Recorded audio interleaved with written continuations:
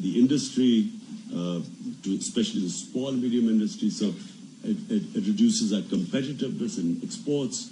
So this is a big challenge. The direction we have taken is industrialization, which means wealth creation. Secondly, export-oriented growth.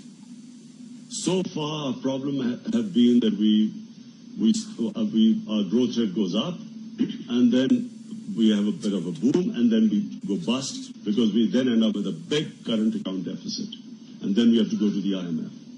This time, what we're trying to do is, the big difference is export-led growth. And so this change, of course, is quite painful, because the growth rate has to come down.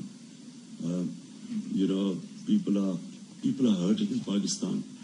As I keep mentioning, I've never faced so much abused and hammered so much in the media as I have in the past one and a half years. Being in public, I, for 40 years, used to criticism, because, when you lost, you knew what you were in for. When you won, But this 1.5 years has been exceptional.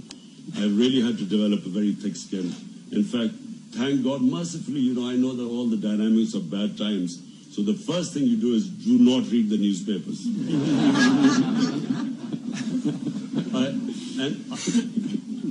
And secondly, do not, whatever happens, do not watch the evening chat shows.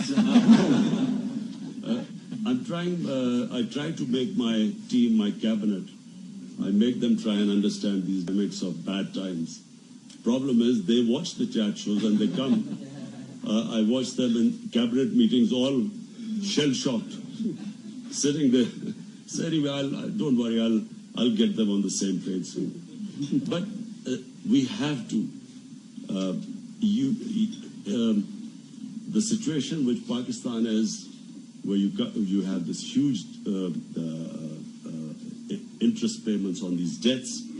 Secondly, not very functional state institutions. This process, if we want to change course and improve and achieve our potential, we will have to go through this difficult time. And interestingly, I was reading in the blog, Prime Minister Mahathir Mohamad saying exactly this: says, be patient.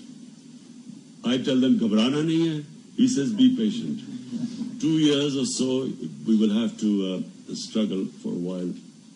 But I feel, as I see the potential in the country, I feel that once we stick to these reforms, it will take a lot of political will.